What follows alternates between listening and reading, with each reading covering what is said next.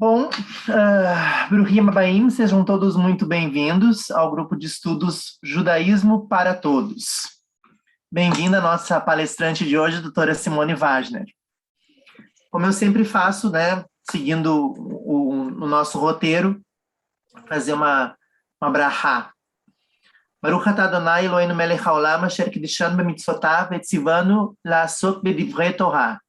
Bendito sejas tu, eterno, nosso Deus, Rei do Universo, que nos santificaste com os teus mandamentos e nos prescreveste ocupar-nos com as palavras da Torá. Amém. Bom, o nosso encontro de hoje é um encontro bem significativo, né? A doutora Simone vai falar sobre Rosh Hashanah e Yom Kippur, as grandes festas em meio à pandemia. Eu acho um assunto extremamente atual e de importância, de relevância muito grande. Bom, a doutora Simone é médica, doutora em endocrinologia, professora do Departamento de Clínica Médica e da pós-graduação em endocrinologia da URGS. Com a palavra, doutora Simone. Obrigada, Kleber, obrigada por essa introdução. Boa noite, pessoal, boa noite, meus colegas. Então, hoje, como o Kleber falou, a gente vai conversar, então, sobre as festas em meio à pandemia, tá? Eu dividi essa nossa conversa mais ou menos em três tempos, em três momentos. Primeiro eu coloquei algumas curiosidades, né? Não vou chover no molhado sobre o que quer dizer as festas, mas algum pensamento assim sobre isso. Algumas curiosidades que eu encontrei sobre as festas em si, né? As nossas celebrações, o significado dos alimentos que a gente come, que eu achei isso bem importante, bem legal a gente eventualmente lembrar ou revisitar essa questão, né? E depois a pandemia, né? Não trouxe números para que a gente não fique muito, digamos assim, deprimido, né? Mas nesse último momento, obviamente, a gente pode conversar de toda de toda a palestra, né? De tudo que a gente vai conversando. E claro, à medida que eu vou falando, vocês se sintam super à vontade de interromper, a gente conversa. Isso aqui não é uma aula formal, isso aqui é um grupo de estudo, né? Então, toda a opinião é mais do que válida, super bem-vinda. Tá? Bom, então, como nós sabemos, Rosh Hashanah é o Ano Novo Judaico, que corresponde ao aniversário de criação de Adão e Eva, corresponde ao aniversário do mundo. Tá? A tradução literal é a cabeça do ano, e ele se inicia no primeiro dia de Tishrei, no calendário judaico, que corresponde ao 7º mês do ano. Tá? Nessa festividade, então, o Rosh Hashanah inicia os 10 dias de introspecção, né? E de arrependimento, de oração, que vai terminar no Yom Kippur. Tá? Uma coisa que eu achei bastante interessante procurando sobre Rosh Hashanah é que Rosh Hashanah não é mencionado na Torá, tá? E é uma festividade que os estudiosos acreditam que surgiu apenas no século VI, antes da Era Comum, tá? Que foi quando a primeira vez que as palavras Rosh Hashanah, como início do ano, aparecem pela primeira vez na Mishnah. Tá? Não aparece na Torá, mas aparece na Mishnah. E uma outra coisa bastante interessante para a gente ter ideia, uma das explicações para isso é que, na verdade, a gente tem... Vai dizer que isso não aparece aqui, como é que eu faço para passar? Aqui. Tá. Uma das razões pelas quais essa questão pode ser explicada é que, na verdade, existem 3 inícios de ano no calendário judaico, tá? Um dos inícios de ano seria no mês de Nissan, tá? Bom, o calendário judaico inicia no mês de Nissan, que é o primeiro mês do calendário, tá? E tendo em vista isso, Rosh Hashanah pode ser considerado como o aniversário da criação do mundo e não o ano novo per se. Seria uma outra interpretação do Rosh Hashanah, tá? Apesar dos anos contarem, né, o início do ano, como a gente tem no calendário secular janeiro, né, no calendário judaico é o mês de Nissan, tá? Então, isso está escrito, está debatido, enfim, na Mishnah, essa questão do Rosh Hashanah e dos outros anos novos, né? Então, como eu disse para vocês, Nissan é utilizado para a contagem do início do ano e também era usada como medida para a duração dos reinados. E eu achei muito interessante essa questão, porque Nissan cai na primavera e os reinados, os reis assumiam na primavera, para que tivessem um reinado frutífero, para que tivessem um reinado bom. Tá? Então, essa era uma regra que era seguida antigamente, tá? Então, por isso também o mês de Nissan, que está na primavera, ali, né? Está perto de Pêssar, inicia os dias do ano. Enquanto o mês de Elul significa o início do ano fiscal. Tá? Então, antigamente, o ano fiscal, o ano de caridade, o ano o início do ano dos sacrifícios no templo, tudo mais, contava a partir do mês de Elul. E, por fim, o mês de Shevat, tá? A partir da metade desse mês, se calcula a idade das árvores frutíferas. E aí vocês devem lembrar que a gente comemora uma festividade pequena, que é o Tu B'Shevat, tá? É o aniversário das árvores, o ano novo das árvores. Tá? Então, assim, existem várias interpretações, várias formas de se começar o ano, tá? Mas a mais importante é a Rosh Hashanah, porque, na verdade, dá início a esses 10 dias de introspecção e de perdão, como a gente vai ver mais adiante, tá?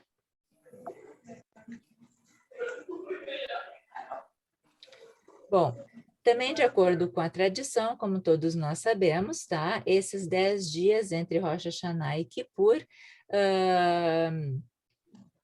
Deus julga todas as criaturas, tá?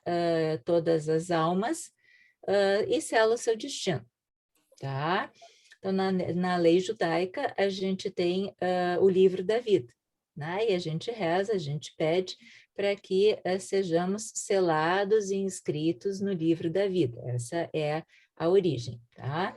E os merecedores, então, seriam inscritos, e toda essa reza, esse momento de introspecção, é justamente para aquelas pessoas que não ficariam nem entre os merecedores, entre os homens bons e os que definitivamente são pessoas ruins, né? Mas, na verdade, basicamente, todos os seres humanos que não são perfeitos, que têm os seus momentos de acerto, têm os seus momentos de erro, né? Onde que esse período seria um período para ser aproveitado como período de arrependimento ou techuvá, tá? Onde se pede perdão àquelas pessoas ofendidas. E vocês vejam aqui que uma coisa muito interessante, uma coisa muito própria do judaísmo, tu não vai pedir perdão somente a Deus, somente a Elohim. Tu vais pedir perdão para aquela pessoa que tu ofendesse. Tá? Isso é uma coisa que, na verdade, mantém, é uma coisa pró-manutenção de uma comunidade, né? Pró-manutenção de um bem-estar em comunidade, em um espaço pequeno, porque vocês também têm que lembrar que o povo judeu nunca foi um povo que teve uma vida muito fácil, né? Então, a necessidade de que a comunidade se mantivesse unida sempre foi muito importante, né? Então, daqui também essa coisa prática do judaísmo de que Deus espera que tu vá àquela pessoa que eventualmente tu fizesse alguma coisa desagradável e peça o perdão, tá?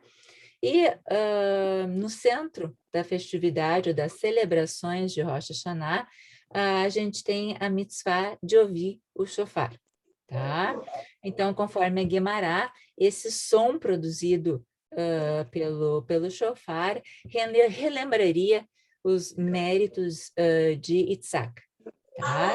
E, ao mesmo tempo, é o toque do shofar que leva a dinâmica das tefilot de Rosh Hashanah e Yom Kippur, né? A gente não tem outra festividade onde o shofar toque tantas vezes, tá? E é uma mitzvah ouvir-se o toque do shofar. E eu achei interessante a gente trazer para vocês que existem duas passagens bem distintas da Guemará, onde que se afirma que o shofar seria o componente central das tefilot de Rosh Hashanah e Kippur, né? Mas existe uma grande discussão de que maneira qual seria exatamente o papel do shofar. Tem N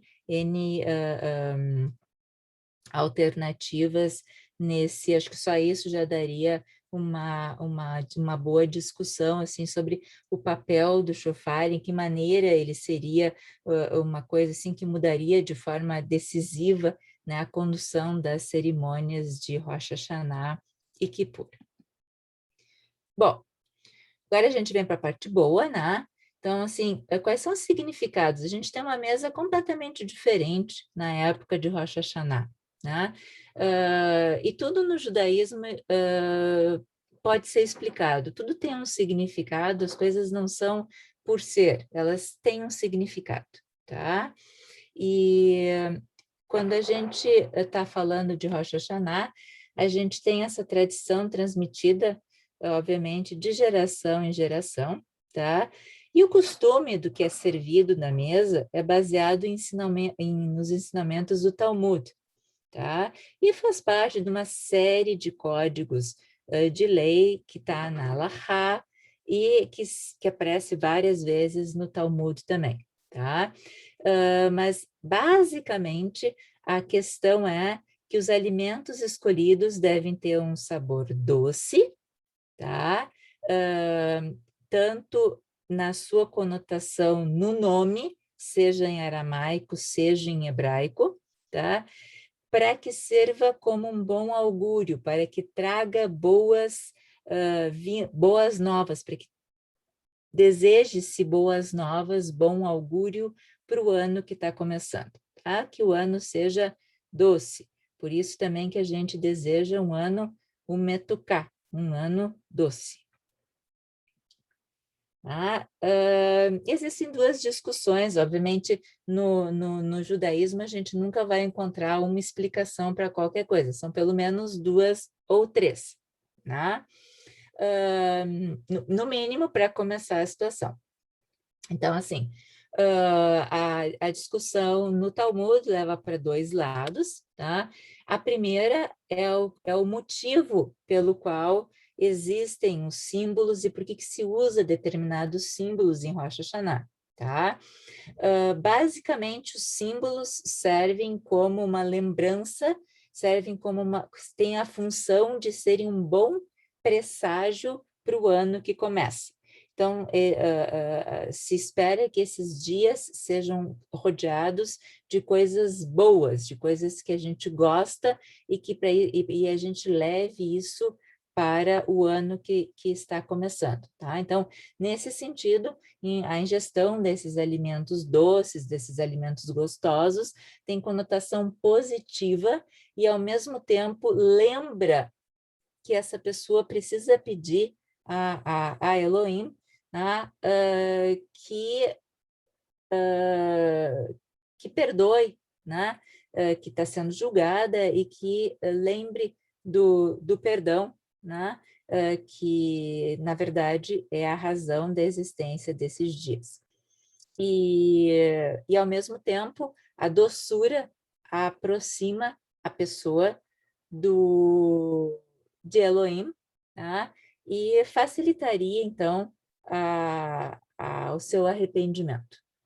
E, por um outro lado, a gente também tem, por exemplo, segundo a Rashi, a simbologia nos alimentos estaria em dois aspectos.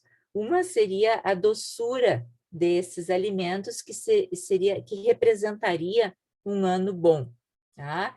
E a outra seria o uso de alimentos que têm crescimento muito rápido, como folhas, por exemplo, tá? E que são muito abundantes, para que a gente tenha a representação da abundância, dos méritos de todo o povo, tá? Porque a gente vai ver em certo momento que a gente pede o perdão não só para nós, a situação não é individual, mas ela sempre vai ser para nós e para o próximo, tá?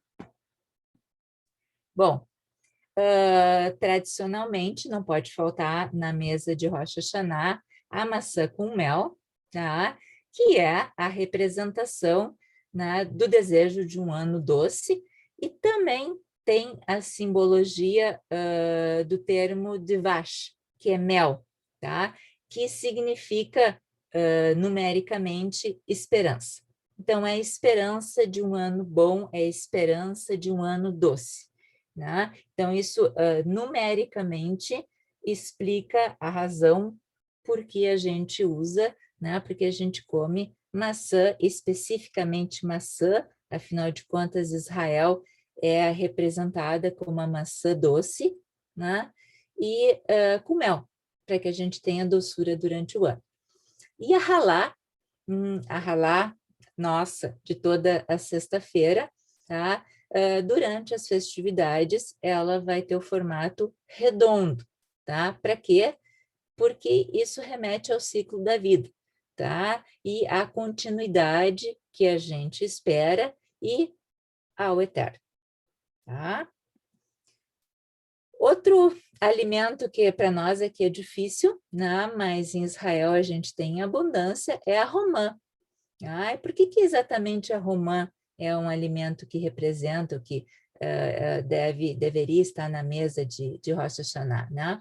Porque a quantidade dos seus caroços, na verdade, simbolizam a quantidade de mitzvot que são esperados como boas ações, né, do povo judeu, tá?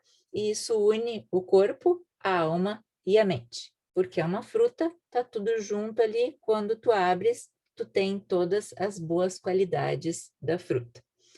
E por último, que não pode faltar, o acendimento das velas, que é um vínculo milenar, né, que os judeus mantêm por todo o tempo, né, que além de ter a simbologia da chama da alma, da luz, né, que a gente tenta trazer especialmente para esses dias. Nesses dias, especialmente, elas servem para que a gente retire qualquer escuridão que possa existir nos nossos pensamentos, qualquer pensamento mal que possa existir, né, e que o nosso ano seja recebido com luz e seja iluminado no seu trajeto. Então, essas questões principais é que eu achei de um significado muito importante. Eu acho que lembrar disso na hora que a gente está fazendo uma refeição é uma questão que realmente dá outro significado ao que a gente está fazendo. Tá? É aqui que a gente passa. Bom, e com relação a Kippur, tá? Kippur, como vocês sabem, tá? É o dia mais santo do judaísmo, tá? E o propósito desse dia, tá? É que individual e coletivamente se peça perdão pelas nossas falhas e pelas falhas dos outros, tá? E o cerne de tudo é que esse arrependimento precisa ser sincero. Não é só pedir perdão, pensar, não. É sincero, é uma introspecção, é uma questão do indivíduo de se dar conta do que fez e do que poderia ter feito diferente, entender isso e realmente tentar mudar. Tá? Ter essa noção de que eventualmente está na hora de fazer alguma coisa diferente. Tá? Então, Kippur, como eu disse para vocês, é o dia mais sagrado entre os dias sagrados, tá? É o dia do julgamento, tá? Ocorre no 10º dia de Tishrei, que, por sua vez, é o 7º mês do calendário judaico. E o que significa esse dia do julgamento? Tá? A tradição nos conta que Kippur se originou na época de Moisés, na época que os israelitas se encontravam no deserto. Tá? Como a gente sabe, Deus encarregou Moisés das tábuas dos mandamentos no Monte Sinai, tá? E no momento que Moisés retornou, depois de tanto tempo lá em cima, ele viu o seu povo adorando um bezerro de ouro, tá? Uma idolatria absolutamente falsa. Ele ficou tão transtornado, tão furioso, que ele quebrou as tábuas do mandamento, tá? E nesse momento onde ele se dá conta do que ele fez, ele reza verdadeiramente pelo perdão para ele, pelo que ele fez, e também para o povo israelita, pelo que eles tinham feito na questão da adoração do bezerro, tá? E aonde ele retorna para o Monte Sinai, tá? E ele é perdoado por Deus. Tá? Então, esse aqui é a base da nossa celebração, daí que a gente tem a origem de Kippur. Tá?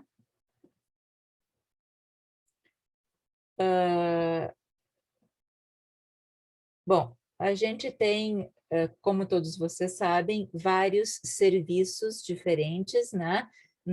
Nós temos o Matzor, que contém todas as rezas, todos os serviços que ocorrem tanto em Kippur quanto em Rosh Hashanah, né? Mas Kippur especificamente tem alguns momentos que são bastante carregam uma simbologia muito forte, né? E tem uma história muito não pesada, mas uma história muito interessante, que é interessante de ser lembrada. Né? Então, na primeira noite, uma das primeiras rezas é a declaração de Kol Nidrei, né?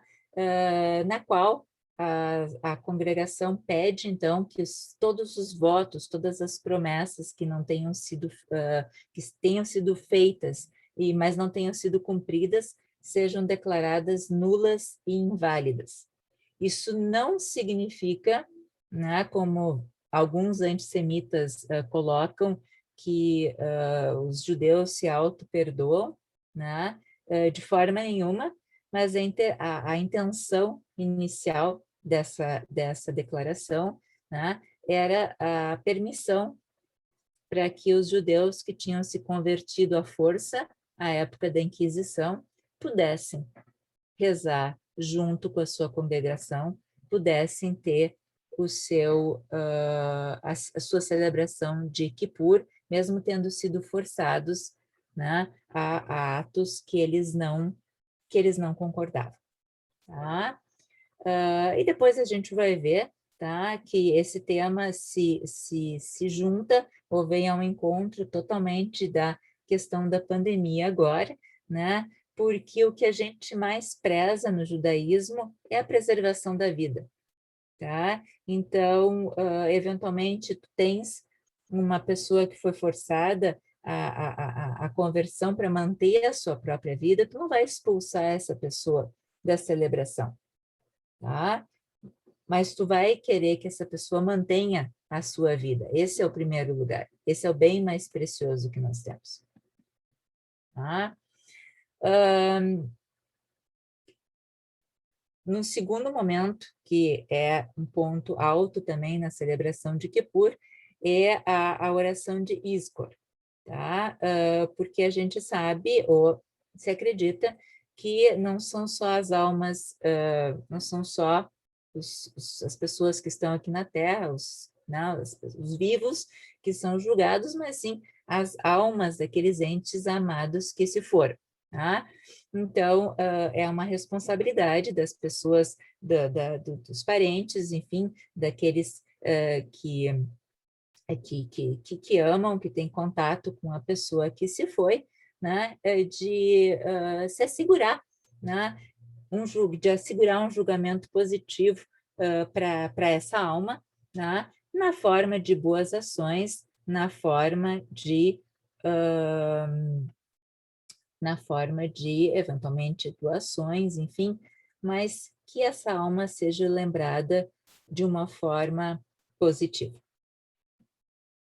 E, por fim, quando a gente vai chegando ao final das nossas 25 horas de jejum, né, o serviço final, ele remete ao fechamento dos portões do céu, ao fechamento do nosso tempo de julgamento, que foi aberto ao início de Rosh Hashanah, e é o momento onde o livro da vida, que começou a ser inscrito em Rosh Hashanah, vai ser selado e vai ser fechado, e o destino de cada um vai ser determinado a partir dali. E a celebração se encerra ao toque do shofar. De novo, aqui a gente tem o shofar como um elemento central na nossa celebração. Tá? Então, assim, mais do que, vamos dizer assim, fazendo um paralelo entre o que são as comemorações seculares de Ano Novo e o que são as comemorações judaicas, né? Aqui a gente tem uma questão completamente diferente, né? Que é o voltar às suas próprias ações, ao arrependimento e a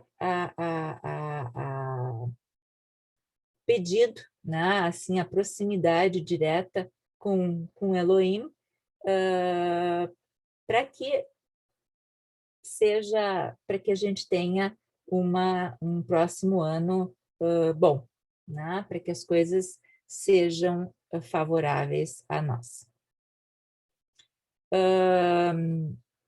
Mais importante nisso, né, como eu já havia mencionado rapidamente anteriormente, é que vamos dizer assim, o plano inicial de Deus, o plano inicial de Elohim, a forma como ele inscreve cada um no livro, pode ser mudada durante esses 10 dias.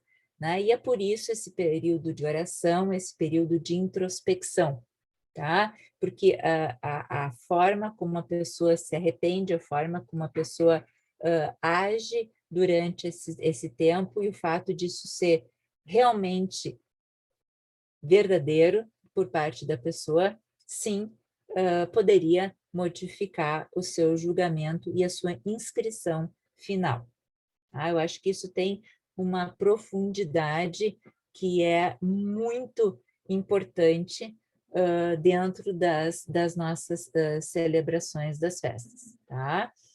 E uma outra questão, tá, é que no Talmud a gente encontra que o mundo, tá, que as pessoas, todas as almas que habitam o mundo são julgados não só pelas ações individuais, mas também pelas ações coletivas. Tá? Então, quando uma pessoa é má, isso reflete ou refletiria em toda a comunidade, tá? E isso nos remete à época de Moisés, quando ele pediu perdão não só para ele, mas também para toda a comunidade. Então, aqui a gente tem um ciclo que acaba se fechando, tá? E agora, nesse momento, né, desde o ano passado, a gente está passando em uma época absolutamente singular, jamais vivida dessa intensidade na história moderna, né, que efetivamente clama por um recomeço verdadeiro e clama pela renovação, tá? E cada vez mais a gente pede que ao acender das velas a gente realmente reforce a nossa esperança, que deve estar sempre presente durante essa época do ano, tá? De um ano bom e de um ano com saúde, tá? Por quê? Porque nós estamos sob o efeito de uma pandemia, tá? Nunca antes tão mortal, nunca antes conhecida pelo seu poder, tá? Aqui eu trouxe a frase de um sobrevivente do Holocausto. Ele era psiquiatra, isso foi escrito há algumas décadas atrás, e ele diz que quando não se pode mudar a situação que a gente está vivendo, a pessoa é desafiada a mudar a si, tá? E, de novo, a gente encontra aqui uma semelhança entre o que a gente está sendo forçado, todas essas mudanças que estão acontecendo na pandemia, tá, nos remetem diretamente, tá, aos ensinamentos, aos preceitos e à própria história do povo judeu, tá? Então, a partir de agora, fazer um paralelo entre o que a gente está enfrentando, tá, e o que a história, né, do nosso povo. Tá? Essa frase foi dita há um século atrás, tá? Mas aparentemente nunca foi tão verdadeira, tá? Então, é hora da gente se desafiar cada vez mais a mudar, tá? E do ponto de vista médico, a gente nunca enfrentou na era moderna, nem na época da peste, nem na época da gripe espanhola, uma situação tão grave em termos de saúde pública, tá? Esse vírus, ele causa alterações no nosso corpo que vão muito além dessa história que a gente escuta no jornal, que tantos morreram, tantos estão hospitalizados, tantos estão em UTI. O que a gente está vendo mais agora, na verdade, não é nem a questão da contaminação e da doença ativa per se, mas os sintomas que as pessoas começam a apresentar no momento em que estão se recuperando do Covid. Tá? Então, não é só uma questão do durante, mas principalmente do após. Tá? Então, nunca na história dos seres humanos a gente foi exposto com tanta crueza à nossa própria fragilidade, à nossa própria mortalidade, tá? E às nossas frustrações. E eu acho que é por isso muito que as pessoas têm tanta eventual dificuldade, né, em aceitar, não, precisa isolar, precisa tomar medida, não pode sair, não pode fazer festa, não pode isso, não pode aquilo. Isso leva a uma frustração tão grande, né, e a uma necessidade, eventualmente, da pessoa encarar a sua mortalidade, a sua fragilidade como ser humano, que para muita gente isso não é tolerável. Tá? E aqui a gente tem um paralelo absoluto, né, com a nossa história, porque a história do judaísmo é uma história de mudança constante, tá? Não somente de adaptação constante, não somente de um crescimento constante, de uma atualização constante, mas também, literalmente, uma mudança de local, expulsões, necessidade de trocar de religião em busca da sua vida, tá? Mas essa questão de mudança, tá? E dentro da comunidade judaica, a questão de buscarmos sempre a vida, a esperança e tempos bons, né? Se vocês sabem da letra, né, do Lehaim, né, a gente vai saber, vai ouvir que mesmo em tempos não tão bons, Deus nos pede, né, que a gente celebre a vida, que a gente celebre o que é bom, o que está acontecendo de bom na nossa vida e que a gente tenha esperança por tempos melhores, tá? E que a gente não está sozinho, né? A comunidade judaica é uma comunidade, né? E que se precisa mudar e se precisa mudar junto, tá? E aqui entra a nossa questão das grandes festas, tá? Como conciliar todas as restrições da pandemia, todas as restrições que a gente está tendo, que a gente continua tendo, tá? Com uma das ocasiões mais tradicionais dentro das festividades judaicas, que são a época entre Rosh Hashanah e Kippur, onde as famílias se juntam, onde todos viajam, onde todos se reúnem, né? Como fazer isso não é mais possível, por enquanto, tá? E provavelmente não vai ser possível por algum tempo ainda, né? Então, isso força a que a gente tenha que se adaptar, né? Tenha que se adaptar e tenha que lidar de forma bastante objetiva com toda essa frustração, tá? Porque vai acontecer, eventualmente, da gente estar acostumado a lotar uma sinagoga, tá? As festas memoráveis que a gente sempre teve, né? E agora a gente está em casa sozinho, muitas vezes, né? Pedindo, orando, rezando, sozinhos, longe da família, longe de filhos, longe de pais, longe daqueles que amamos, tá? Isso é uma coisa muito difícil para se enfrentar e é muito cru, né? É muito soa como uma maldade, né? E se no ano passado a gente tinha a questão, não, vai passar logo, vai terminar, é um momento, tá? Hoje em dia a gente tem várias famílias que vão passar essas festas enlutadas, várias famílias com entes convalescentes, várias famílias que vão passar afastadas pelo segundo ano, onde não se esperava que isso fosse acontecer, tá?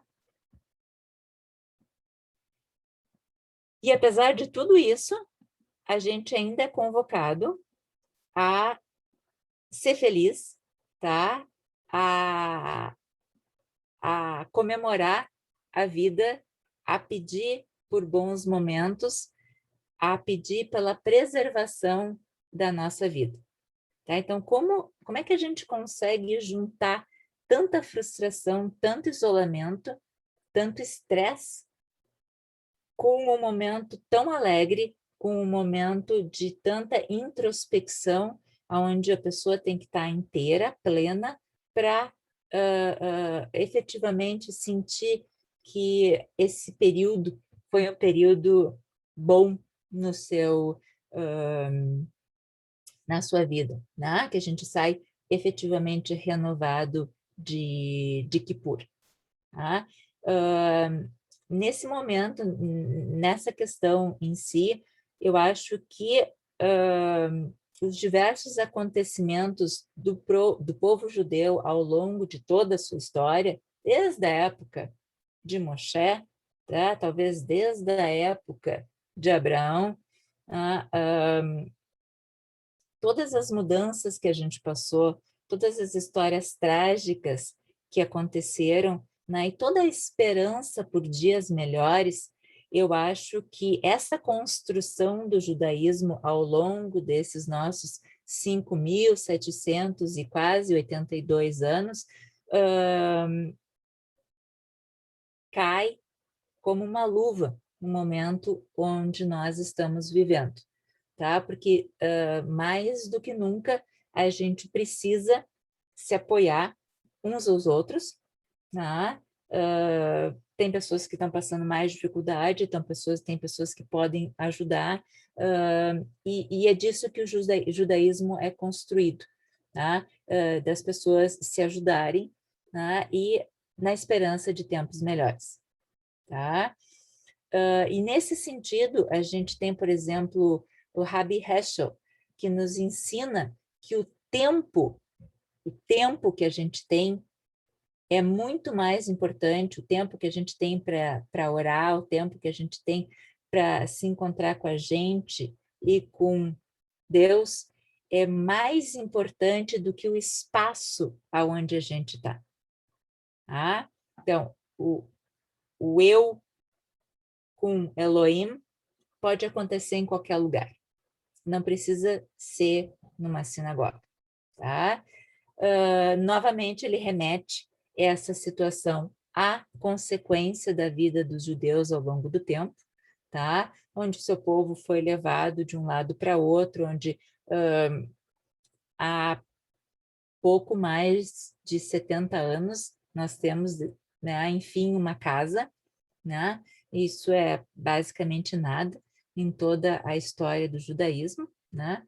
E esse sentimento de tempo mais do que espaço se aplica também ao Shabat, tá? Principalmente nesses tempos de dificuldade, o Shabat pode acontecer, ou esse encontro, essa iluminação, esse descanso, esse momento sagrado, pode acontecer em qualquer lugar, em qualquer espaço que a pessoa construa. Esse é o meu espaço, eu e Elohim, independente de onde seja.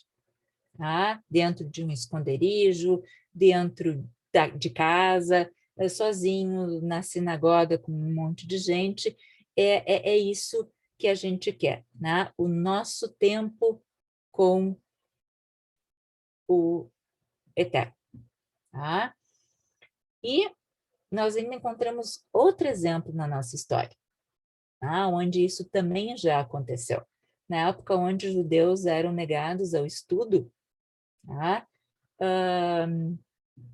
Os estudiosos, aqueles que, né, os mestres, começaram também a passar para as pessoas que Elohim, que o poderoso, não estava apenas nas escrituras, tá? Que o teu encontro, da forma como fosse, o teu querer, a tua proximidade com Deus, a tua fé, podia acontecer em qualquer lugar e independente do teu grau de conhecimento, tá? Para quê? Para que as pessoas mantivessem a sua fé, para que mantivessem a sua coragem, para que mantivessem a sua esperança, principalmente em momentos difíceis, em momentos que são, que são trágicos, como o que a gente está vivendo agora, tá? Mas que remetem a essa questão da pessoa em primeiro lugar, da preservação da vida e da possibilidade da gente, sim, estar próximo a Deus e de buscar o perdão e de buscar a sua redenção, a sua fé, mesmo longe da sinagoga e, eventualmente, mesmo longe dos nossos entes queridos, tá? Os exemplos de adaptação do povo judeu às inúmeras diversidades que a gente tem passado são inúmeras, tá? Mas, assim, acho que a mensagem de todos esses acontecimentos, e principalmente a mensagem, mais uma festa, mais um período de festas na pandemia, será que eu vou estar vivo no ano que vem? Essa proximidade da morte, esse contato com a morte é uma coisa muito cruel. tá? Se é para nós, como médicos, para pessoas que não têm esse contato tão diário, é uma coisa muito mais traumática, né? Então, assim, claro que se vê muito mais depressão, muito mais alterações psiquiátricas nesse momento, né? E é um momento onde a gente precisa realmente entender que, como indivíduo, a gente não está sozinho, a gente faz parte de um povo, tá? Então, mesmo assistindo pelo Zoom, mesmo podendo estar na sinagoga, mesmo estando afastado da sua família, ainda assim a gente faz parte de um povo, ainda assim a gente tem um conjunto de tradições e essa tradição, ela é perene, ela é inclusiva, não foi porque tu não pudesse ir à sinagoga que tu não vai mais poder participar das tuas tradições, tá? E, e é esse pensamento que acho que nesse momento a gente precisa tanto, tá? Refletir como indivíduo, tá? A necessidade de buscar também consolo conversando, né, com outras pessoas da comunidade, onde tu vais te integrar, porque a gente acaba dividindo as mesmas tradições, o mesmo pensamento, tá? E também se abrir à reflexão, tá? O que sou eu dentro de toda essa pandemia, dentro de todo esse momento que está acontecendo agora, tá?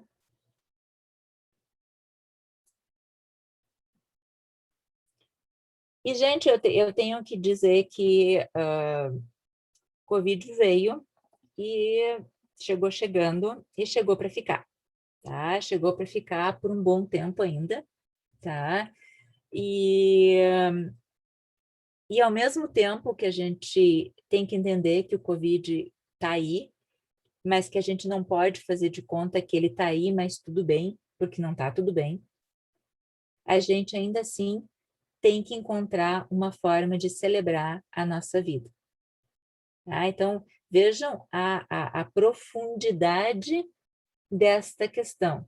Dentro de um ambiente onde tu está eventualmente em contato com um vírus que pode ser mortal, tu ainda assim tens que buscar dentro de ti, né, razões para celebrar. Né? E eu acho que a razão maior aqui é a gente celebrar a vida.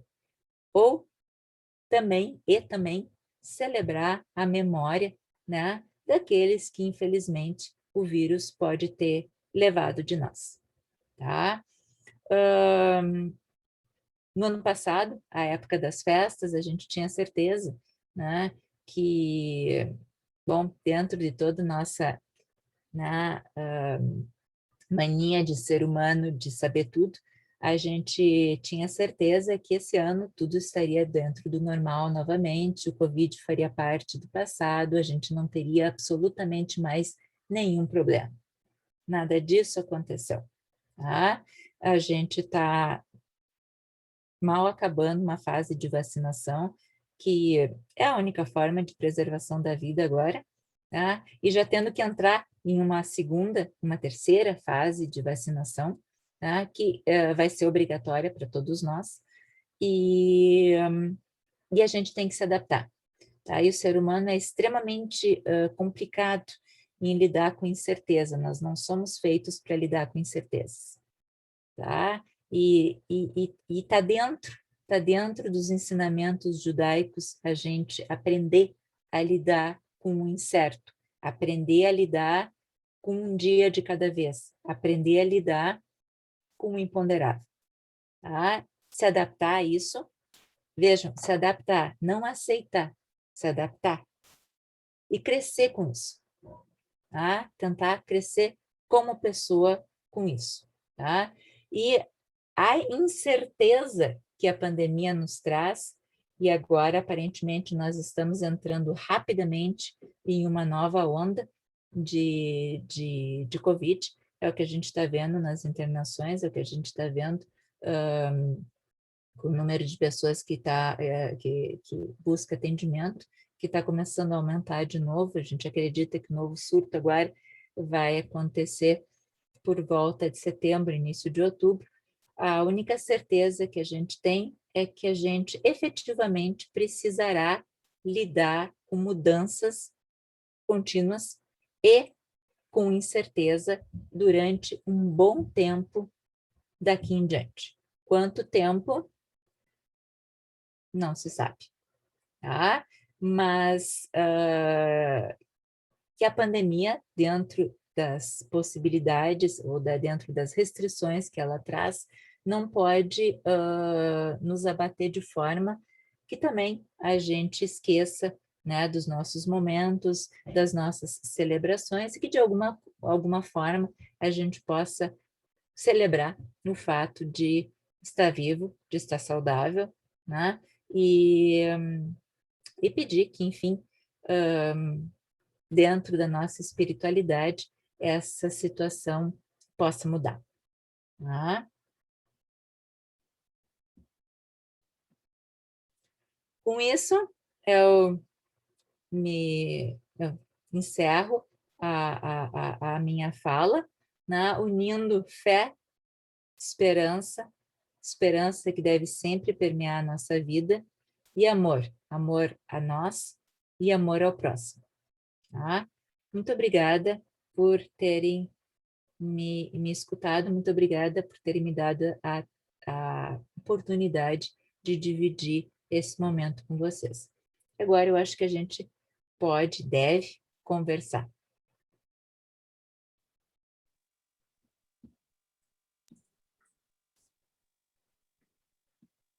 Bom, eu vou, né, abrir para todos para se manifestarem, mas eu gostaria primeiramente de te agradecer, Simone, porque essa reflexão que tu fizeste, nos situando de quem somos, as nossas práticas, né, a nossa vivência judaica e a realidade atual, eu acho que foi fantástica, porque realmente é uma coisa incrível essa questão de termos que nos adaptar. Eu acho que é muito, muito, muito, muito importante. Então, pessoal, quem gostaria de falar, eu quero falar algumas coisas depois, mas vamos deixar o pessoal falar. Por favor, sintam-se à vontade. Bela? Como é que eu apareço? Aqui, ó. Simone, Iniciar vídeo. Aí tu aparece. Pode mutar, não. eu? Estou Pode te ser? ouvindo? Aham. Parabéns, Simone. Gostei muito da tua palestra. Fiz um passeio mental entre o início de Rosh Hashanah, onde a gente pede realmente uma doçura para o próximo ano, pedir um ano sem grandes problemas, traduzido na Halá redonda, para que a gente possa ter um ano pianinho com você, um ano bom, um ano sem tantos problemas que a gente não possa resolver, e culminando naquilo que tu fizeste, numa abordagem maravilhosa a respeito da pandemia, um assunto tão pesado que tu fizeste sabiamente abordar de uma maneira e de uma leveza incrível. Eu estou aqui muito contente que eu estou vendo o Luciano ali.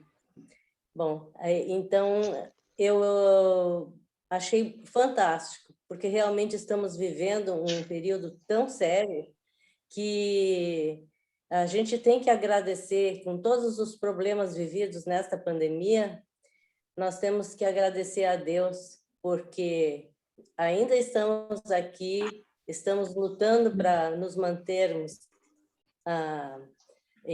com saúde, sabendo que grande parte da população não está nem aí.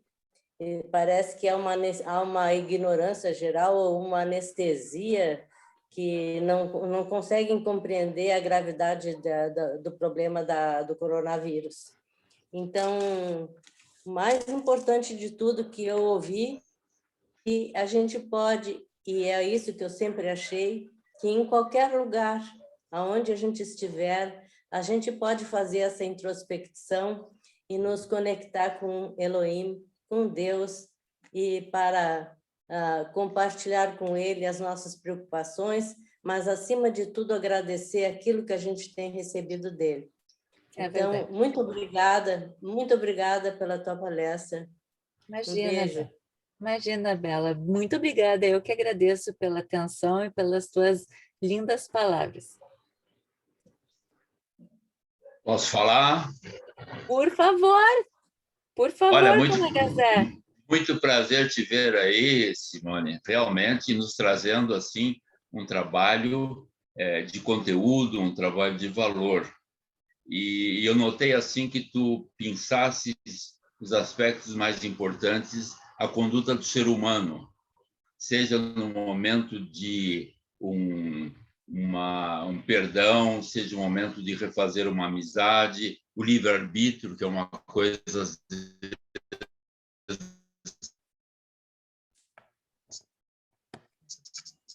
bastante difícil de ser. Então, trouxesse essas coisas assim que eu considero as mais importantes, quem sabe, entre Rosh Hashanah e Yom Kippur.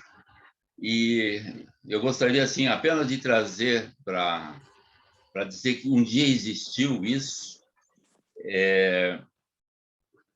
que normalmente nós nos cumprimentamos, pedimos perdão a outra pessoa, etc, etc.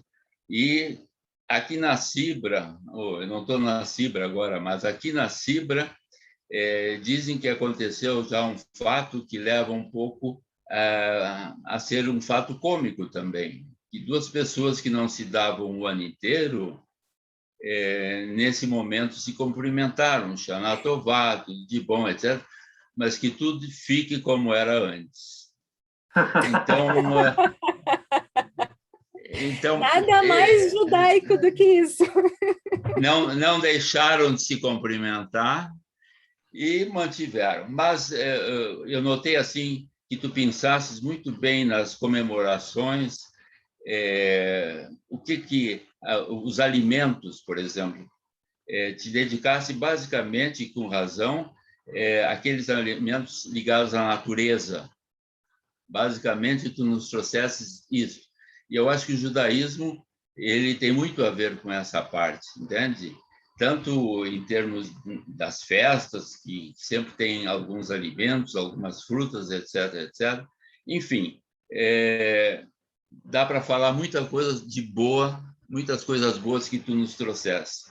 Eu gostaria de te deixar uma pergunta, porque os adultos que estamos aqui envolvidos em relação a Cibra, em relação a amizades, enfim, mas algo nos liga aqui, em especial a Cibra, Rosh Hashanah e Yom Kippur nesses momentos. Como levar isso à nova geração? Eu sinto assim que existem tantos valores importantes nisso que tu nos trouxeste. Eu pensaria, digamos, apenas livre-arbítrio. Eu não quero, com isso, comparar com outras atitudes, outras religiões, porque não é por aí. Olha, eles fazem assim, nós não precisamos, nossa atitude, etc, etc. Então, eu sei que tu tens 2 filhos jovens e tenho certeza que tu fala sobre isso, e eu gostaria, assim, de saber o que passa nessa cabecinha nesse momento aí. Muito obrigado pelo que tu nos trouxeste, Simone. Imagina, Zé, sou eu que agradeço. Eu acho que a resposta curta para a tua pergunta é Ledor Vador. Eu acho que... Como pôr em prática isso? Como pôr em prática? Eu acho que diariamente, tá? Mas especificamente durante as festas, é o momento que nós, como pais, devemos e precisamos, né? É o momento que a gente tem de passar esse conhecimento, esse aprendizado para as crianças. Tá? Então, assim, a importância do pertencimento a uma comunidade, a importância de que, não importa o lugar que tu tiver, né, tu vais encontrar um grupo de pessoas que tu nunca visse na vida, mas com o qual tu vais te identificar imediatamente pelo conjunto de tradições que é partilhado, pelo conjunto de modo, pelo modo de vida, tá? E que isso tem que, no dia a dia, tá? E principalmente nesses momentos onde a gente está reunido, onde a gente tem vamos dizer assim, esse canal aberto com as crianças e com os jovens, de mostrar como isso funciona. Tá? Eu, particularmente, tive uma sorte muito grande, uma bênção muito grande de ter ido morar, né, num lugar, de ter levado as crianças para fora e de termos ido para um local onde a gente estava muito próximo à comunidade judaica. A gente estava basicamente no centro da comunidade judaica. E um mês depois que a gente chegou, a gente tinha as festas. Tá? Na verdade, foi a nossa última comemoração em sinagoga de Rosh Hashanah e de Kippur. Tá? E nesses dias, a gente entrou, a gente não conhecia ninguém. Imediatamente, tá? O presidente da sinagoga veio nos acolher, né? Perguntou o nosso nome, nos tratou como se nos conhecesse de toda a vida, nos colocou, então, no lugar para celebrar, né, para participar das orações e tudo mais, nos convidou no final da celebração para participar do dia de jejum na casa dele, né, com a família dele. Depois, os meus filhos foram estudar em colégios onde a maior parte das crianças era judia, e ele imediatamente se identificou. Poxa, mãe, que legal, fulano mora aqui nos Estados Unidos, o outro, meu colega, é de Israel, e a gente pode falar das mesmas coisas, a gente se entende, mãe. Isso com 12 anos. Né? Então, assim, a percepção, o entendimento e a ligação foi imediata. Né? Então, assim, ó, isso é a forma prática de passar para eles. Mostrar que não importa o lugar onde tu vá, né? Tu vais encontrar as mesmas tradições e tu vais te identificar com aquelas pessoas. Isso Obrigado, eu acho Simone. que é a forma como o povo judeu tem se mantido até hoje, né? Valeu, obrigado. Oi, Nihat. Oi, então, 3 comentários, rapidinho. Primeiro, para adicionar alguma coisa para o José, aí, um comentário, um compartilhamento. Por aqui no Canadá, e eu vi isso também em Israel, nessa época, diversas, não todas, diversas sinagogas são abertas ao público. Inclusive, promovem a visita e a comemoração à noite, em família, recebendo pessoas de não importa qual religião. Isso é muito interessante, porque mostra o caráter universal desse momento, e não só um caráter religioso. Então, é uma riqueza espiritual, da espiritualidade judaica. Então, eu acho isso muito bonito, muito legal. Isso também traz alguma coisa, um alimento para as próximas gerações, eu creio. Um segundo ponto que eu queria adicionar reforçando aí o que a Simone falou, exemplo, né? Eu lembro, esse ano, para mim é muito forte falar isso, inclusive.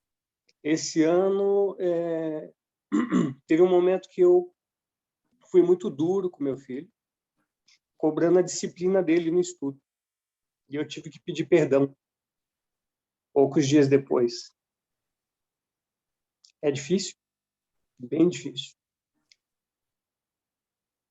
Praticar Rosh Hashanah e Yom Kippur é para os fortes. Eu ainda sou fraco, mas eu continuo de pé. Então, Simone, obrigado. Imagina, Eu que agradeço, e é verdade, Niada, acho que essa forma de celebração, assim, eu fiz alguma coisa para ti, ou eu entendi que eu errei contigo, eu tenho que me reaproximar de ti, não adianta eu falar com um intermediário, não adianta falar com... Não, eu falar contigo, né? Então, e isso não só reaproxima as pessoas, né? Mas te dá essa coisa de pertencimento, de perdão, e tu mesmo está nos dizendo como isso não é fácil quando vem do coração, quando é uma coisa realmente verdadeira. Esse é o sentido desse período que a gente vai entrar agora.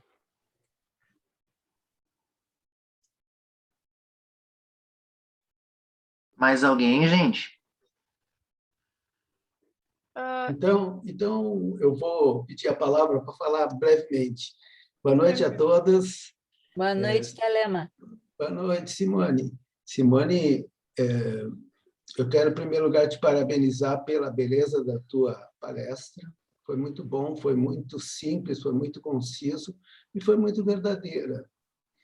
E eu fiquei com uma curiosidade, porque eu acho que eu não te conheço direito. Então, eu não sei o teu background, mas eu desconfio que tu já, pelo teu sotaque, assim, de falar as palavras em hebraico, que tu já teve algum tempo vivendo em Israel, que tu talvez tenha pertencido ao movimento juvenil. Aí me deu essa curiosidade de conhecer-te um pouco mais assim da tua história, porque esse grupo também tem esse objetivo assim de nos aproximar pessoalmente.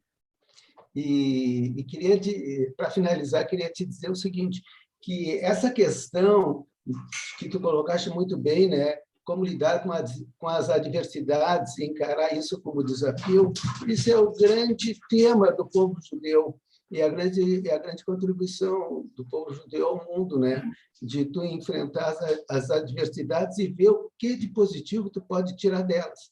E, felizmente, na nossa história, e eu tive a oportunidade de transmitir isso e de estudar isso, sempre existiram os profetas e as profetas, que foram capazes de sempre de fazer um diagnóstico do presente e ver as dificuldades, as inúmeras dificuldades, mas sem esquecer que o futuro sempre tem, o futuro é promissor, né? Como tu falaste na esperança, né? O futuro é sempre promissor, a gente sempre tem essa perspectiva. E, com isso, a gente constrói realmente um futuro melhor.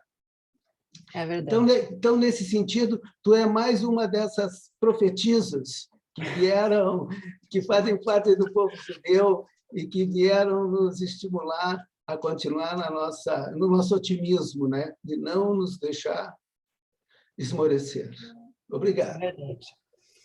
Obrigada, Telema.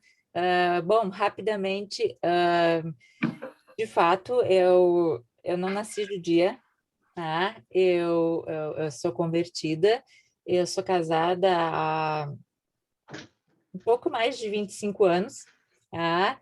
E depois, quando nasceu a minha filha mais velha, cada vez mais eu senti essa necessidade de espiritualidade. Essa questão da espiritualidade fazia muita falta na minha vida. E comecei a frequentar a Cibra, comecei a conhecer, né, o povo, a história. O processo foi lento, eu comecei a me sentir extremamente bem recebida, comecei a me sentir como pertencente àquele povo.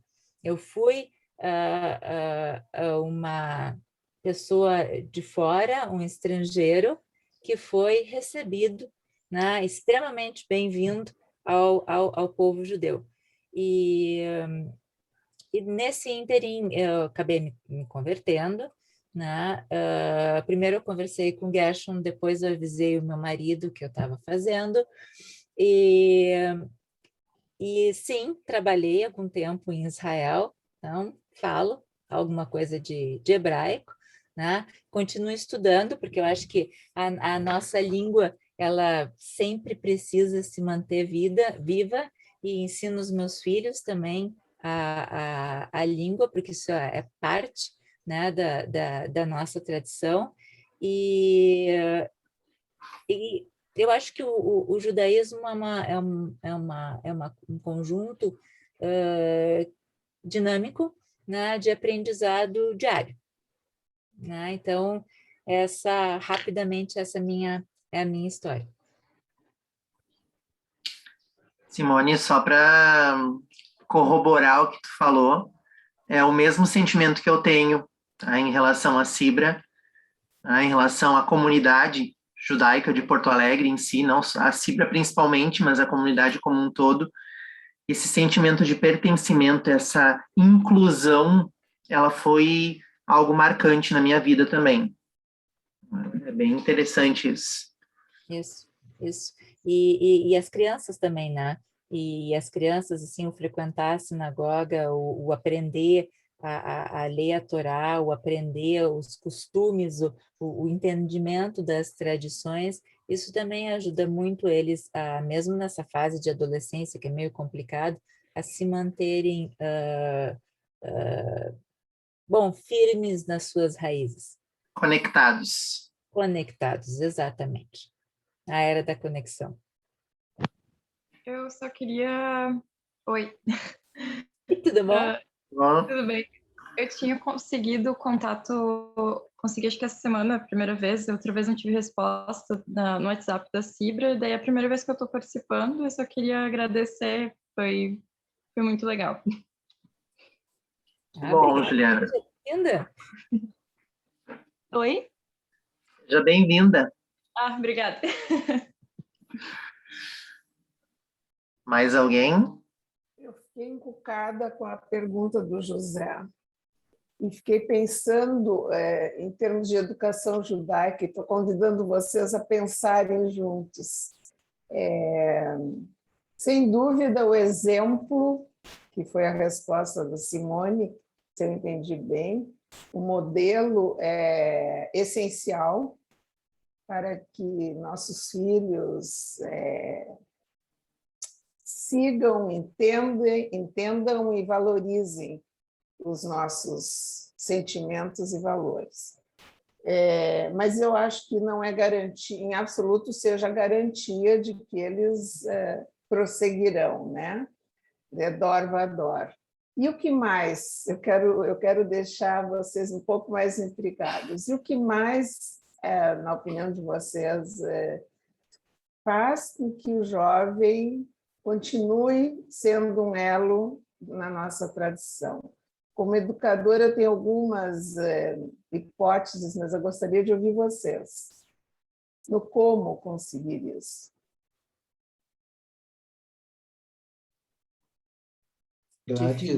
Gladys, eu só queria lembrar que os movimentos juvenis sempre foram, nos últimos 200 anos, 100 anos, melhor 100 anos, sempre foram a elite e a formação da liderança judaica no mundo inteiro, como o José bem sabe, né? Então, eu acho o seguinte, eu acho que essa pergunta remete a um grande desafio, é um grande trauma da Cibra, que é o seguinte: a Hazit pertence à comunidade alemã, no Rio de Janeiro, em São Paulo, foi fundada dentro da Cibra. A Hazit sempre foi da Cibra, ela é da Cibra. Mas aconteceu um trauma há 60 anos atrás, 50 anos atrás. Pena que o Mário não está hoje aqui para nos contar um pouquinho disso. E a Hazit saiu da Cibra. E eu acho que a educação que existe no movimento juvenil é algo tão primoroso, a formação das novos líderes é tão primoroso, que eu acho que essa pergunta que o José fez deve nos conduzir a repensar como trazer a Cibra, como trazer a Hazit de volta para a Cibra. Sem dúvida, a educação não formal ou informal que os movimentos juvenis praticam é um meio importantíssimo para levar o jovem a se identificar como judeu, sem dúvida nenhuma. Que mais? Que outras hipóteses? Não sei se eu posso perguntar isso, Simone, é que tu trouxe Claro, Gladys. assim, os aspectos mais importantes dessas festas, que os nossos filhos, a maioria até sabe mais, talvez, do que nós, o que não garante que eles se sintam identificados ou com vontade de serem, entre aspas, praticantes, né? Então, alguma outra ideia?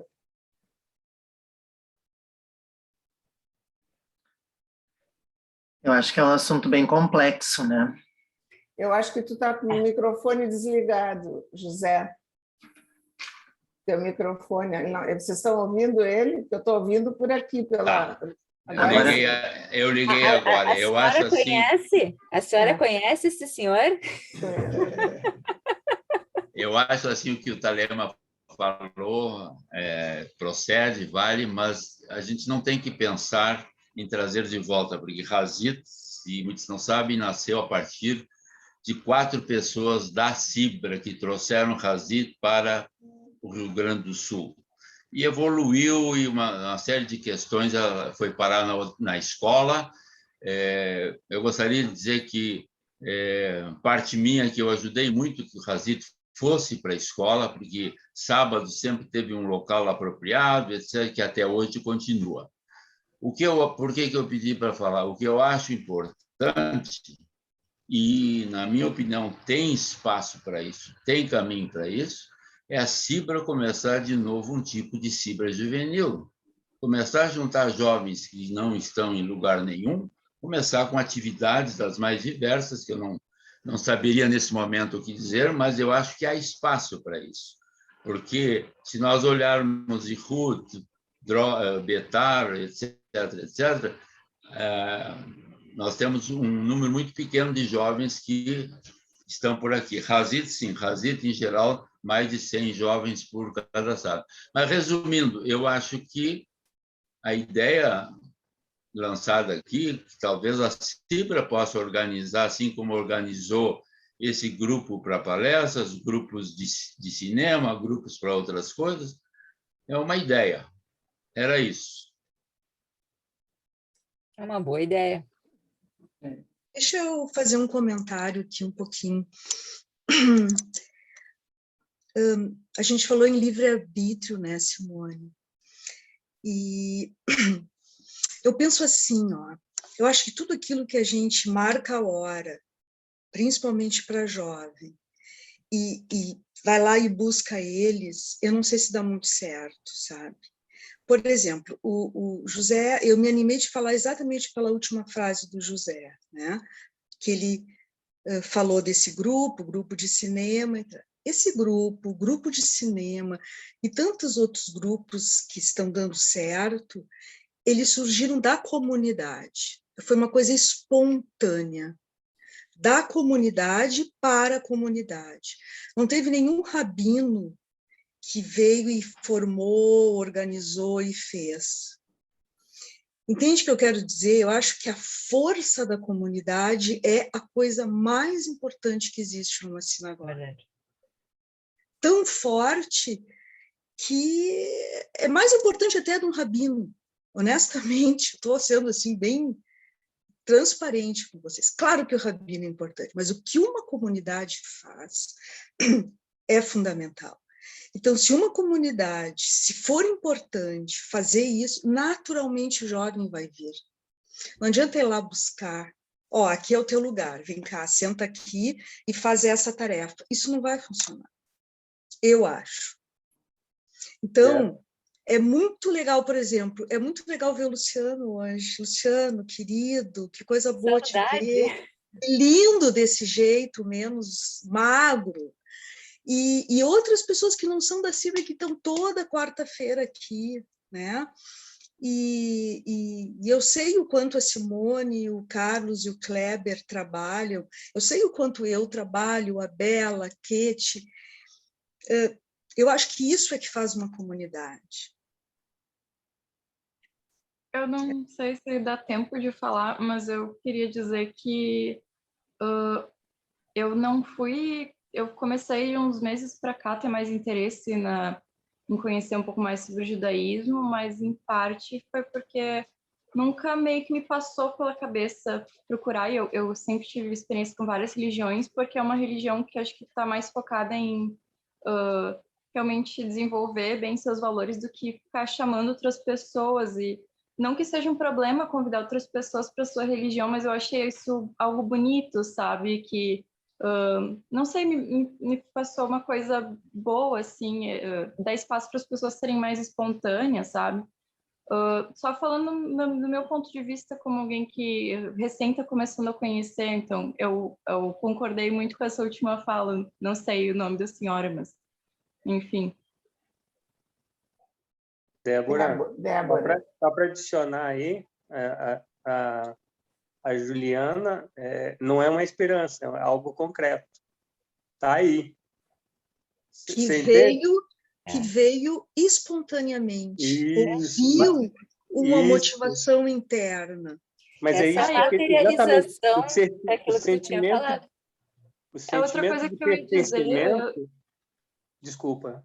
Não, só para mim não esquecer também, outra coisa que me fez ter mais interesse, me dar conta que eu podia, talvez, conhecer mais o judaísmo, não foi nada assim específico, mas foram várias pessoas que eu fui conhecendo ao longo do tempo, pessoas que eu fui vendo, assim, acompanhando na internet, e por acaso me dei conta de um fator em comum que seria talvez o judaísmo, mas não motivo de algo que foi espontâneo, eu acho, dessa presença com a própria religião, mas enfim, vou deixar o colega continuar.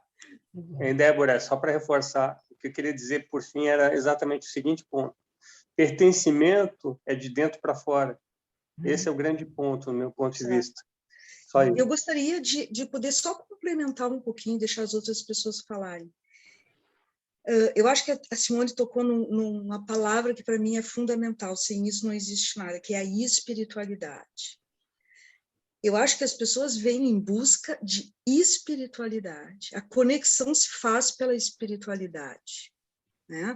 A gente tem os nossos rituais, as nossas rezas, que podem ser feitas de diversas formas, simplesmente de uma forma mecânica, ou havendo uma conexão e faz com que tu crie raiz ali, né? Mas isso não se pede, isso se cria numa pessoa. A Cibra tem, sei lá quantos sócios agora. Quantas pessoas tem aqui? As pessoas que entendem que isso é importante, que se conectam com isso. E é assim, acho que sempre vai ser assim. É verdade. Simone, quando tu falasse em modelo, exemplo para as futuras gerações, eu queria acrescentar que eu acho que tudo que se faz com afeto faz uma amálgama, cola. Então, eu não consigo imaginar a educação judaica, seja formal ou informal, em que o professor, o moderador, o pai, a mãe, não transmita os seus valores através do afeto. É verdade. É verdade, até porque isso tem uma explicação, inclusive, orgânica, né? A memória afetiva é a memória que fica. Então, se tu vai lembrar de um evento, de uma festa, de um momento que tu estavas em qualquer lugar e que aquilo te trouxe um afeto, que aquilo foi um momento muito bom na tua vida, aquilo imediatamente vai te remeter à circunstância que aconteceu, bom, foi na sinagoga, foi durante uma festa, então deixa eu retornar para essa situação, para esse momento. Então, isso sim, isso junta, no momento que tu te sente bem e que tu diz, puxa, que legal, como eram boas aquelas festas, como eram boas aquelas discussões que a gente tinha, que aquilo, sabe, lembrar com afeto faz a pessoa voltar. Pode demorar, mas faz a pessoa voltar. Pessoal, deixa eu só... O Denis levantou a mão ali, pediu para falar, vou deixar ele falar agora. E, infelizmente, por causa do horário, a gente se propôs, né, ficar até as 9h30, já são 9h30, né? Então, porque senão essa conversa iria até altas horas, né? Então, só para a gente dar esse fechamento, por favor, Denis. Obrigado, Kleber. Eu vou ser bem sintético. Boa noite a todas e todos. É um prazer estar com vocês novamente. Primeiro, agradecer a Simone por trazer essas reflexões, acho que são tão importantes no nosso tempo e no momento, no contexto que a gente está vivendo, um contexto de muita escuridão, de muita dor, né, de muito sofrimento. E eu acho que a própria questão da fé judaica, né, o emuná, a certeza no incerto, a certeza na incerteza, né? A própria questão já vem da fé judaica, já vem por aí, né? É ter a fé, mas é uma fé também que não é passiva, é uma fé que está pronta a agir, né? Assim como o leão fica na espreita da gazela, do outro animal, ele sempre está ali pronto para agir, né? No momento que o Eterno dá ele essa oportunidade de agir, ele está pronto ali para agir. E todas essas questões eram fazer refletir, e por fim a gente já foi para a questão também da educação. Eu sempre defendo que essa questão tem que ser da mente e do coração unidos, né? Não há como se falar em educação se a gente não tiver essas duas, pelo menos essas duas questões unidas entre si, né? Tudo aquilo que a gente ama, a gente guarda, e tudo aquilo para a gente conhecer mais, e para a gente falar que ama, a gente tem que conhecer. Então, todo espaço que a gente tem de aprendizado, como é esse, né, a gente ama, então a gente quer conhecer mais. E sempre que a gente lê aquela passagem, vai vir um novo insight, né? Eu recorri aqui a uns textos que eu estava lendo, eu achei muito interessante. Os sábios judeus, os nossos sábios, eles sempre falam isso. Se a criança se atende mais ao Talmud, então estimule que ela se torne um mestre do Talmud. Se ela gosta da mística, estimule que ela vai para a mística e não a critique por ela querer, né? Por ela não estar tão bem, por exemplo, nos estudos da Kabbalah.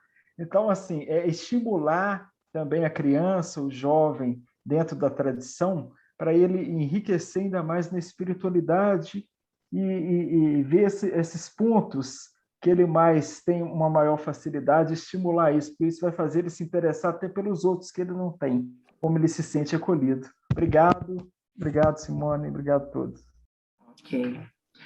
Eu só queria agradecer a todos, tá? E ao Carlos em especial, sei que já acabou, tá, Kleber? Tá, não me xinga. Tá? Não, tranquilo. Tá, mas eu queria agradecer a todos, ao Carlos por ter me dado essa chance de ter entrado aí, e a Simone, que fez uma palestra maravilhosa. E um beijo a todos e a todas. Aí. Ok. Gente, só antes de terminar, antes de tu fazer o encerramento, Kleber, só uma coisa. Por favor, vai chegar agora, daqui a 2 semanas, tá? O reinício da revacinação. Por favor, corram a se revacinar, tá? Nós não estamos mais imunizados. Nós precisamos dar a volta nessa situação. A gente já está vendo tudo começar de novo. Por favor, não pensem 2 vezes. A vacina que for, o que tiver, não existe contraindicação, não existe chip, não existe nada. Existe saúde, vida e esperança. Vacinem-se. Por favor, transmitam isso aos seus familiares o quanto antes. É o meu pedido. Ok. Débora, quer dar um recadinho? Eu compartilhei aqui para o pessoal. Eu vou falar 1 minuto. Esse ciclo de debates, o Grupo Shirat Shalom está fazendo uma vez por mês, o último vai ser em dezembro. Ele trata de como relacionamentos saudáveis ao longo da vida pode melhorar o mundo. No mês passado foi focado nos bebês, amanhã vai ser focado nas crianças e assim vai. Eu vou pedir licença para vocês, para a Simone, para o Kleber e para o Carlos, botar o link no grupo de vocês, quem quiser, tá lá o link do Zoom, tá bem? Claro. Obrigada. Tá, ok. Vai colocar no chat, né? Eu vou colocar no grupo, pode ser? Pode, com certeza. Tá. Com certeza. Porque quem não está, todo mundo está lá, tá? Uhum. Obrigada, pessoal. Então tá, gente. Muito obrigado, Simone. Foi, acho que um dos encontros, assim, bem introspectivos e reflexivos que a gente precisava, né, para nos preparar para os próximos dias, né, para receber um ano novo bom e doce, né, e também, ao mesmo tempo, sentir, né, que para isso nós precisamos também agir no sentido de nos perdoar mutuamente, né, de ter uma ação, né, não ficar passivo apenas, mas ter uma ação. Acho que foi fantástico. Então, só para relembrar, nas próximas 2 semanas, então, a gente não vai ter os nossos encontros, em razão das grandes festas, né? Então, a gente retorna no dia 22 de setembro. A gente ainda não tem definido, né, Carlos, o tema, né? Por favor, se quiserem sugerir alguma coisa, também estamos abertos. Eu tenho 2 sugestões. Tem a Gladys e tem o José. Para convidar. Também. O Carlos já falou que nós não vamos estar no dia 22 de setembro. Sim, sim. Mas vai funcionar igual. Claro que sim. Com certeza. Vai estar de férias, vamos estar longe, né? Mas vai funcionar o grupo, né? O Kleber já está treinado, já sabe tudo direitinho. Tranquilo. Então, gente, vamos agradecer, né? Baruch atah Adonai, melamed Torah le'amo Israel. Bendito és tu, Adonai, que ensina a tua Torá ao teu povo, Israel. E realmente a gente aprende a Torá. Amém. A gente aprende a Torá de várias formas. Hoje foi um exemplo. Amém. Boas festas, Shana Tová Umetuká. Shana Tová Umetuká. Shana Tová.